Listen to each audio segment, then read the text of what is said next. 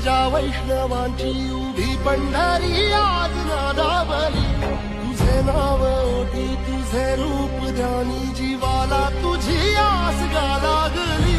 जरी बाप साऱ्या जगाचा परी तू आम्हाले कराची विठुबा